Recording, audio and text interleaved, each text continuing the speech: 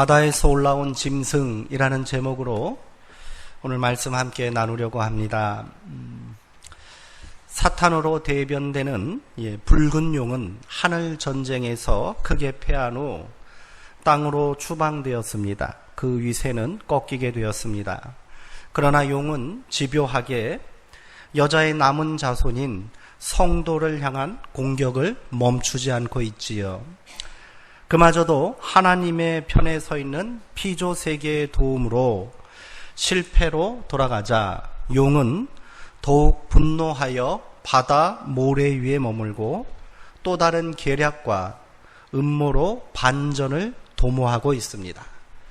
여기까지가 지난주까지 우리가 함께 나눈 말씀의 내용입니다. 오늘부터 함께 나눌 계시록의 내용은 지상에서 펼쳐지는 일종의 대리전이라 할 수 있습니다. 용의, 즉 사탄의 대리자인 짐승이 등장하고요. 하나님의 대리자인 이 땅의 교회와 성도들이 등장합니다. 이 둘 사이에 죽음을 각오한 일전이 펼쳐지게 되는 겁니다. 그럼 이제 13장 오늘 함께 읽은 말씀들을 한 절씩 우리 다시 한번 보면서 말씀을 깊이 나누도록 하겠습니다. 1절의 말씀을 우리 다시 한번 읽겠습니다. 내가 보니 바다에서 한 짐승이 나오는데 뿔이 10이요 머리가 7이라 그 뿔에는 10 왕관이 있고 그 머리에는 신성모독하는 이름들이 있더라. 아멘. 요한이 용을 주목하고 있을 때 뒤편 바다에서 한 짐승이 나왔답니다. 짐승의 정체는 바다와 깊은 연관성이 있어 보입니다. 결론적으로 이 짐승은 사탄으로부터 권세를 받은 로마 제국을 말하는 것입니다. 지금 요한의 계시록을 읽고 있는 이 소아시아에 있는 교회의 성도들은 황제 숭배와 복종을 맹세한 지중해 연안에 있는 도시들에서 살고 있습니다. 그들은 해마다 지중해 바다를 건너오는 로마의 군함을 목격했을 것입니다. 그 배에는 황제의 대리자인 신임 총독이 타고 있어요. 그리고 그가 거느리는 군대가 함께 하겠지요. 도시의 유력자들은 그 앞에 엎드려 충성을 맹세했을 겁니다.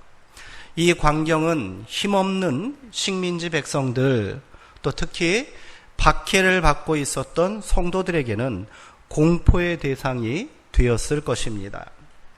요한은 이 제국에 가공할 만한 위세와 공포를 짐승에 빗대어 묘사하고 있는 겁니다.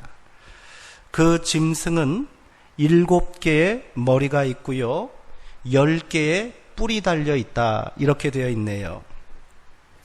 마치 12장에 등장했던 하늘의 붉은 용의 모습과 흡사합니다.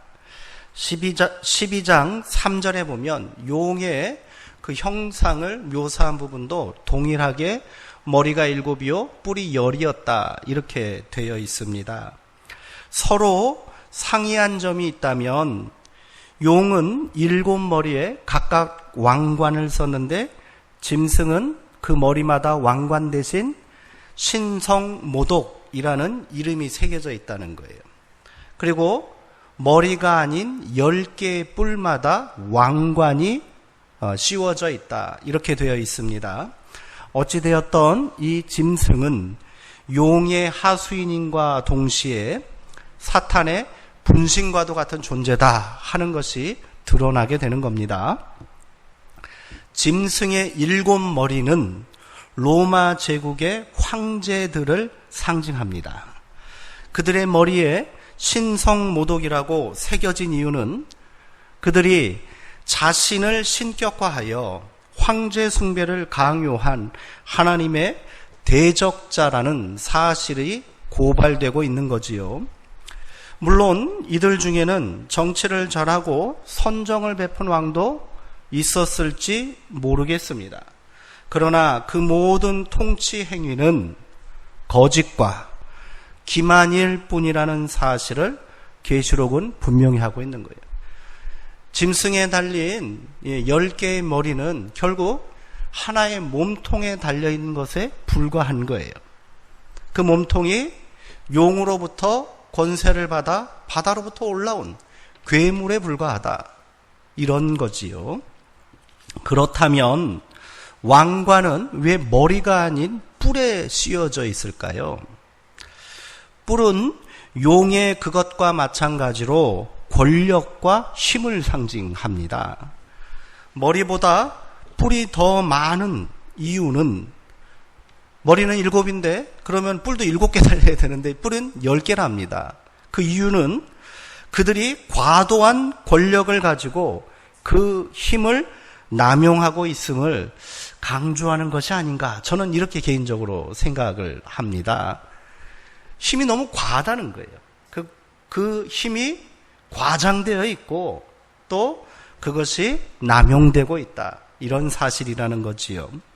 어찌되었던 짐승은 머리가 아닌 뿔에 왕관이 씌워져 있습니다. 이는 공화정 이후 계속되었던 로마의 권력 다툼과 이전 투구를 고발하는 것이라 저는 이렇게 생각이 됩니다. 왕보다 권력을 노리는 자들이 더 많았다는 거예요. 머리보다 뿔이 많음은 권력을 찬탈하려는 세력이 그만큼 많았고요. 이로 인해 사회의 혼란과 정치적인 대결이 극에 달하고 있다, 이런 사실을 보여주는 것 아닌가 싶습니다.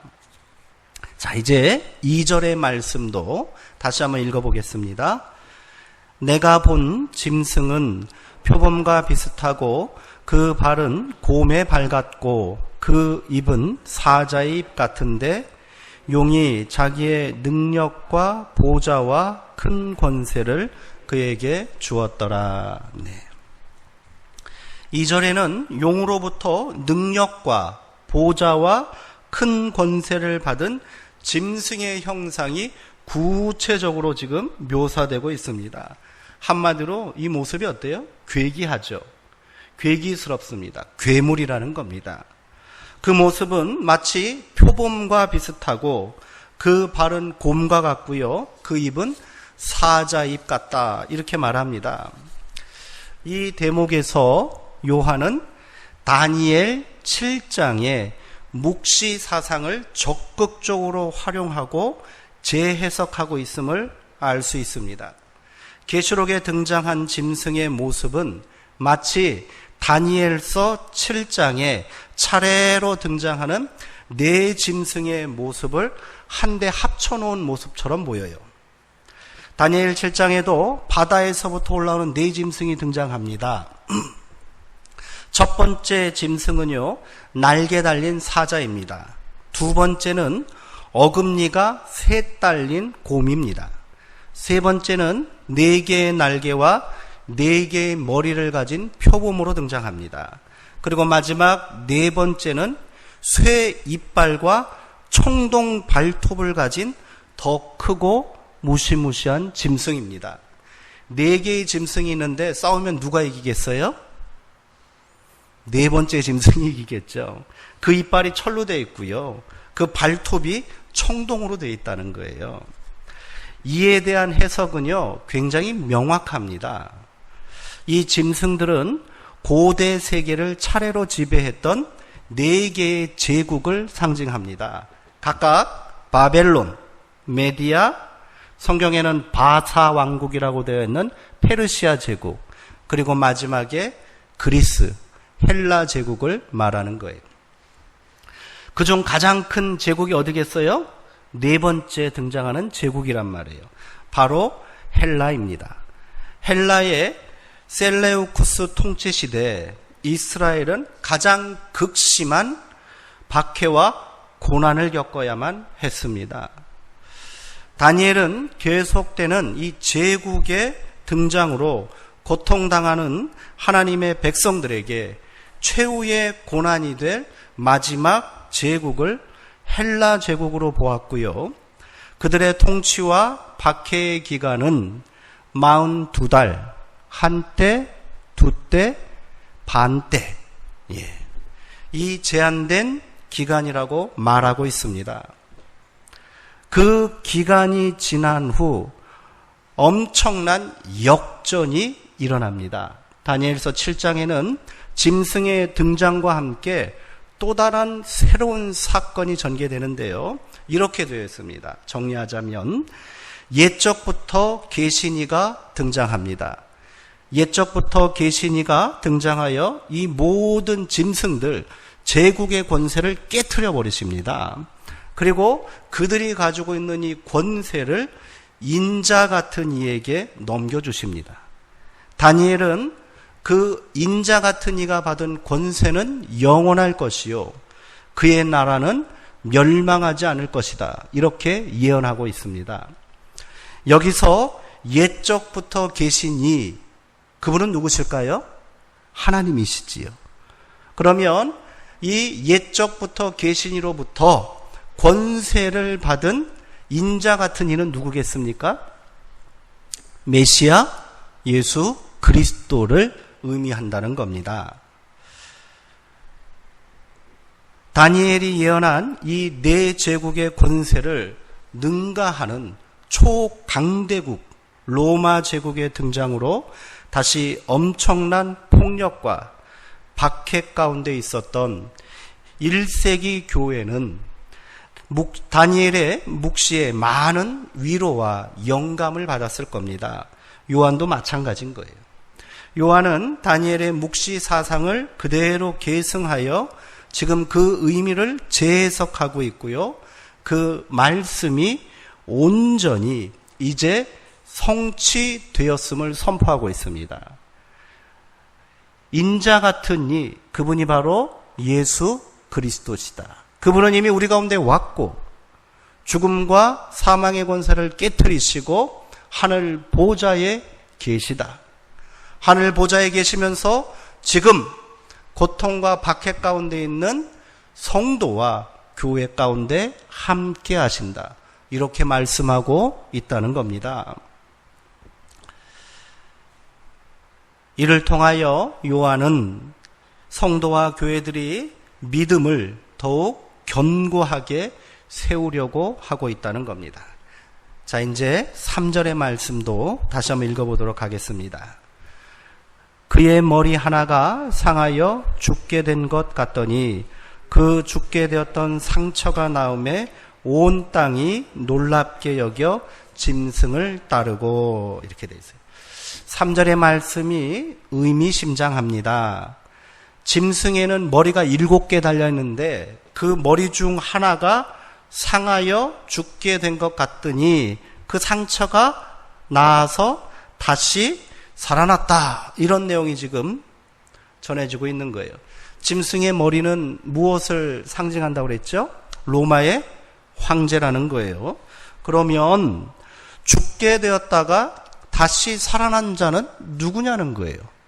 마치 예수님처럼 부활했다고 추앙받고 사람들이 믿고 있는 황제가 있다는 거 아니에요? 그는 누구일까요? 성서학자들은 이 자가 바로 네로라고 말합니다. 우리가 잘 알고 있는 네로 황제예요. 폭군이죠. 이 네로는 로마시에 엄청난 화재가 일어나서 민심이 흉흉해지자 기독교도들이 로마에 불을 질렀다고 거짓 소문을 퍼뜨리게 해서 기독교인들의 박해와 고통을 가져온 사람이라는 거예요. 자, 그러니까 이 네로는 로마의 폭정 그리고 박해의 주범으로 대표되는 그런 인물이라고 할 수 있습니다. 이 폭군인 네로는요, 통치 기간 그가 거느리고 있던 친위 부대들의 잦은 반란으로 인하여 로마 원로원, 발음이 잘 안 되네요. 로마 원로원으로부터 로마의 평안녕을 해치는 공공의 적이라고 규정되어서 로마에서 추방되어 버렸습니다.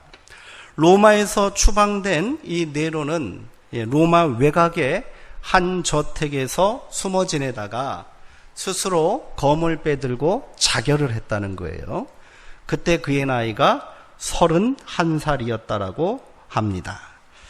하지만 이 네로의 죽음 이후에 로마에는 이 괴이한 소문이 퍼졌다고 합니다. 네로가 죽지 않고 국경을 넘어 멀리 동방의 파르티아 왕국으로 도망갔다는 거예요. 거기서 숨어 지내고 있는데 장차 이 네로가 파르티아의 무시무시한 기병대를 이끌고 로마를 무너뜨리고 다시 황제로 등극하게 될 것이다. 이런 소문이었습니다. 이런 소문으로 해서 네로는 로마인들에게 공포의 대상이 되었음과 동시에 불멸의 영웅으로 칭송받았다고 합니다. 그러나 이 머리를 네로로 특정하기보다는 자신의 야수적인 폭력성을 감추고 스스로 메시아, 그리스도인 척하는 그의 성품을 흉내내는 모든 황제의 그런 가면과 위장술을 비판하는 것으로 보는 것이 옳을 것입니다. 실제로요, 로마 역사에는 부활한 네로를 자처하는 인물들이 굉장히 많이 등장했대요. 물론 그들이 권력을 차지했지만 오래가지는 못했습니다. 하지만 소문은 지속되었고요. 그래서 로마인들은 이렇게 말했답니다. 네로는 전에 있었고 지금은 없지만 장차 등장할 것이다. 이 로마인들의 그 소문을 계시록 17장 8절에서도 인용하고 있거든요. 마치 어떤 표현 같아요? 계시록에서 예수님과 하나님을 향한 칭송으로 전에도 계셨고 지금도 계시고 장차 오실 자다 하는 그 내용과 유사하지요. 요한은 당시 유행했던 이 소문을 상징적으로 언급하면서 로마의 모든 황제들이 결국 네로와 같은 폭군이며 하나님을 참칭하는 거짓 선동가들에 불과하다. 사탄의 하수인들일 뿐이다 하는 것을 지금 고발하고 있다는 겁니다. 그래서 요한은 3절의 말씀에서 마치 부활하신 그리스도를 흉내내는 로마의 황제들을 향하여 죽게 된 것 같더라. 죽게 된 것 같더라. 이렇게 조롱하고 있는 겁니다. 실제로 죽은 게 아니고 죽게 된 것 같더라는 거예요. 그들의 부활 신화는 그 소문은 거짓이다 하는 것들을 고발하는 거지요. 이들 모두는 앞선 구절에서 언급한 것처럼 붉은 용의 하수인이요 사탄의 졸개들일 뿐입니다. 이 13장 이후에 나오는 이 내용들을 보면요 굉장히 상징적이죠. 그리고 비유가 굉장히 많이 나오고 있다는 거예요. 이것을 읽을 때 또 해석할 때 주의 깊게 당시의 역사적인 상황을 고려하여 읽어야 되는 이유가 여기 있는 겁니다. 자, 이제 4절과 5절의 말씀 연이어서 우리 같이 읽어보도록 할게요. 용이 짐승에게 권세를 주므로 용에게 경배하며 짐승에게 경배하여 이르되 누가 이 짐승과 같으냐 누가 능히 이와 더불어 싸우리요 하더라. 또 짐승이 과장되고 신성 모독을 말하는 입을 받고 또 42달 동안 일할 권세를 받으니라. 네. 바다에서 올라온 짐승인 로마 제국의 실체가 낱낱이 밝혀졌지만 여전히 이를 알 리 없는 사람들은 어리석게도 이 짐승에게 경배하고 그에게 찬양과 영광을 올리고 있습니다. 4절에서 경배하다라는 말은 그대로 예배를 의미해요. 계시록은 물론이거니와 성경 전체에 경배하다라는 단어와 여기서 경배의 단어가 동일해요. 예배 드린다는 겁니다. 당시 극심했던 황제 숭배를 고발하는 그런 말이 되겠지요. 그 권력에 굴복하여 황제 숭배에 열을 올리는 자들은 로마 황제를 향해 마치 하나님께 올리듯한 찬양을 바치고 있다는 겁니다. 누가 이 짐승과 같으냐? 누가 능히 이와 더불어 싸우리요? 이렇게 말했다는 겁니다. 그러나 이 찬양을 받으시기 합당하신 분은 오직 하나님뿐이신 줄 믿습니다.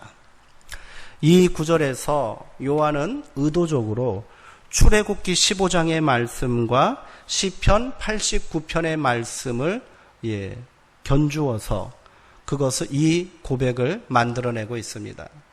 성경 출애굽기와 시편에는 어떤 고백이 있습니까? 누가 우리 하나님과 같으냐? 이런 고백이 나오는 거예요. 오직 유일하신 하나님, 우리의 구원자 되시는 권세와 능력의 하나님은 한 분이신 우리 하나님이시다. 이런 고백인데 그 고백을 비틀어서 지금 마치 로마의 황제가 받고 있다. 이것을 지금 폭로하고 있다는 겁니다. 이에 짐승은 더욱 자신을 어떻게 하고 있습니까? 5절의 말씀 한번 보시지요. 과장하고 있다는 거예요. 그리고 참남한 말로 하나님을 모독하고 있습니다. 이렇게 행동할 권세 또한 용으로부터 받은 것입니다. 그렇게 짐승의 참남하기만 한 통치와 박해는 42달 동안 계속될 것입니다. 여기서 다시 42달, 한때, 두때, 반때, 이 제한된 시간이 등장합니다. 이것은 3년 반의 시간입니다. 계시록에 등장하는 이 상징적인 시간은 영원할 수 없는 악한 권세의 제한된 시간을 의미한다는 거예요. 지금 이 권세가 아무리 영원할 것 같고요, 스스로 자기가 신이라고 말하면서 나의 권세는 영원 무궁할 것이라고 말하고 있지만 그 권세는 정해진 기간이 있다는 겁니다. 3년 반은 7의 딱 절반이라고 말씀드렸지요. 7이라는 완전수에 도저히 미치지 못하는 불완전한 시간이고 제한된 시간이라는 것을 성경은 계속해서 증언해주고 있다는 겁니다. 악이 창궐하여 기승을 부리는 이 시간 동안 성도에게 필요한 것은 무엇이겠습니까? 바로 인내와 믿음인 겁니다. 여기서 말하는 인내는 소극적인 태도가 아닙니다. 악에 맞서는 적극적인 저항의 표현임을 우리는 잊지 말아야 할 것입니다. 그런데 이 한때, 두때, 반때, 42달, 이 3년 반의 시간을 문자적으로 해석하고 또 그것을 자신들이 주장하는 바에 엮어서 말하는 소위 말하는 세대주의자들은 이 말씀을 근거로 해서 7년 대환란을 주장을 하는 거예요. 그러나 계시록에는 7년 대환란이라는 말은 전혀 등장하지 않습니다. 그들이 이런저런 말씀을 엮어서 만들어낸 오해의 산물이고요, 이단적인 사상에 불과하다는 것을 잊지 마시기 바랍니다. 아직도 7년 대환란 얘기하잖아요. 13장에 보면 그 7년 대환란에 그들이 말할 때 이 7년 대환란의 증거로 666 말하지요. 이게 바로 요한계시록 13장을 호도하고 왜곡한 결과예요. 13장에 이제 666이 나올 거거든요. 다음 주에 666의 비밀을 제가 밝혀드리도록 하겠습니다. 1세기 요한의 글을 읽었던 성도들에게 이 짐승은 의심할 여지 없이 로마 제국을 말하는 겁니다. 성도들은 이미 그것을 알고 있어요. 그러나 이 짐승이 로마다 하고 직접적으로 계시록에서는 밝힐 수가 없습니다. 지난번에도 말씀드렸지만 지금은 어떤 시대예요? 박해의 시대예요. 로마의 이 황제 숭배와 우상 숭배 문화가 극에 달한 시절입니다. 그 시대에 믿음을 지키며 인내로 싸움을 계속하고 있는 성도들에게 오늘 계시록의 말씀은 일종의 저항문서예요. 그렇죠. 투쟁서신입니다. 이들의 실체를 고발하고 마땅히 성도가 지키고 나아가야 할 바를 강하게 권고하고 있는 그런 문서라는 것을 우리는 깨닫게 됩니다. 그러니까 로마를 직접적으로 밝힐 수가 없습니다. 하지만 이 문서를 읽고 있었던 1세기 성도들은 이 짐승이 바로 로마 제국이고 그 로마 제국의 배후에는 사탄의 권세가 있구나 하는 것을 영적으로 깨닫게 되는 겁니다. 그리고 이 계시록의 말씀대로 무자비한 통치와 성도를 박해한 로마 제국은 결국 쇠락과 멸망으로 역사의 뒤편으로 사라져 버렸습니다. 그렇지요. 그러나 애석하게도 사탄의 권세를 등에 업은 또 다른 제국이 계속해서 등장했습니다. 그렇지 않습니까? 네. 인류의 역사에 얼마나 많은 사탄의 하수인들, 짐승과 같은 제국이 등장했습니까? 로마 제국의 힘을 압도하는 또 다른 제국의 만행과 이로 인해 겪었던 인류의 참상은 또 얼마나 크고 깊었습니까? 멀리 내다볼 것도 없어요. 멀리서 찾을 것도 없습니다. 우리나라도 우리 민족도 이런 역사를 경험했잖아요. 일본 제국주의의 침탈과 만행으로 우리는 고통스러운 식민 통치의 역사를 경험했습니다. 그 시절 일본 제국은 교회가 실제로 계시록을 읽고 가르치는 것을 금지했습니다. 예. 시사하는 바가 많지요. 네. 일본 제국주의 시대, 일본 식민 통치 기간 계시록은요 금서였어요. 읽으면 안 되는 책이고 가르치면 안 되는 책이었습니다. 그러나 교회와 성도들은 이 말씀을 붙들고 소망 가운데 믿음으로 기도한 줄 믿습니다. 그 기도의 응답으로 그 제국 또한 역사 속으로 사라져 버렸어요. 하지만 그 야욕을 아직도 꺾지 못하고 있잖아요.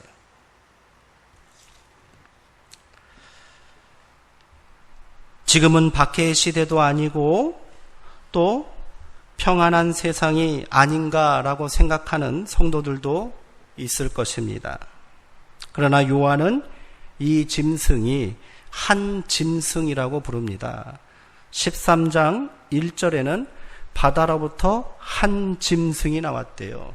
이 말은 무엇을 암시합니까? 또 다른 짐승이 등장할 것이다 라는 것을 예고하는 말씀이기도 합니다.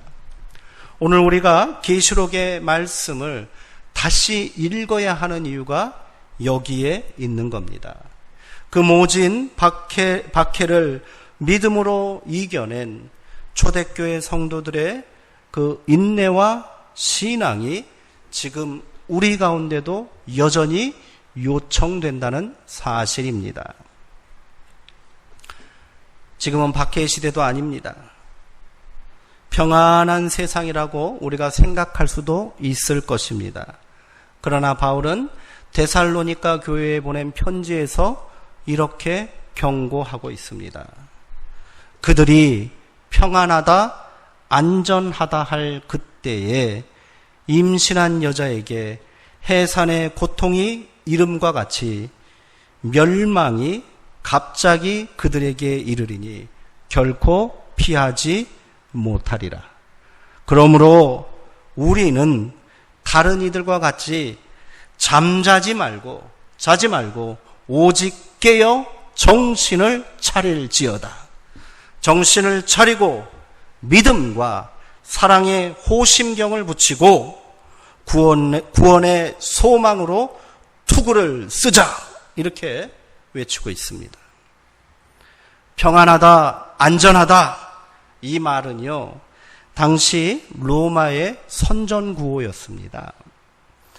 황제의 흉상이 새겨진 그 동전, 은화의 앞면과 뒷면에 평안하다, 안전하다 이렇게 새겨져 있다는 거예요. 이것을 통하여 어떤 것을 그들이 기대했겠습니까? 로마의 화폐가 통용되는 모든 땅에서는 그것을 사용하여만 살 수 있는 식민지 백성들은 로마에 복종하는 것이 평화요, 황제 숭배에 굴복하고 무릎 꿇는 것이 안전한 길이다. 이렇게 생각할 수밖에 없지 않겠습니까? 물질의 풍요에 취해 무한 욕망의 시대를 살고 있는 우리가 곱씹어야 할 말씀이 아닌가 저는 생각해 봅니다. 지금도 이 사탄의 그 음모와 성도와 교회를 무너뜨리려는 계략은 계속 진행형인 것입니다. 그러기에 오늘 우리가 요한계시록을 읽는 이유가 여기 있는 거예요. 계시록은 단지 장차 임할 말세의 때에 종말의 때를 대비하는 성도의 지침서만은 아니라는 거예요. 지금 이 시대, 지금 당신이 서 있는 이 땅을 믿음의 눈으로, 영적인 눈으로 바로 판단하고 바라보시오. 그리고 그 땅 가운데 도사리고 있는 사탄의 세력, 음모, 그들의 하수인의 만행을 똑똑히 주목하시오. 그리고 그들에게 결코 무릎 꿇지 말고, 그들을 향하여 경배하지 말고, 믿음을 지키고 성도의 인내로 선한 영적 싸움을 감당하시오. 오늘 이렇게 말하고 있는 겁니다. 오늘 함께 나눈 말씀을 통하여서, 그리고 앞으로 나눌 말씀을 통하여서 오늘 이 시대를 살고 있는 우리가, 교회가 어떠한 믿음으로 세상 가운데 서야 하는지를 바로 깨닫고 고백하고 이를 실천하는 거룩하고 복된 하나님의 자녀들 되기를 주님의 이름으로 축원드립니다. 기도하겠습니다. 하나님,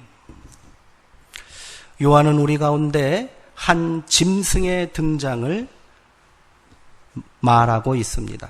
그 짐승은 사탄으로부터 권세를 받은 악의 하수인에 불과합니다. 그러니 그들을 두려워하지 말고 그들 앞에 결코 굴복하고 무릎 꿇지 말며 믿음으로, 인내로 성도의 본분을 지키고 맞서 싸우라고 우리에게 말하고 있습니다. 1세기 아시아에 있던 교회들이 요한의 가르침대로 믿음으로 신앙을 지키고 순교로 박해를 이긴 것처럼 오늘 우리도 그 믿음 그대로 이 땅에서 승리하는 성도의 삶을 이루게 하여 주시옵소서. 성령님, 연약한 우리를 도와주시옵시고 우리 가운데 흔들리지 않는 견고한 믿음을 허락하여 주시옵소서. 예수님의 이름으로 기도합니다. 아멘.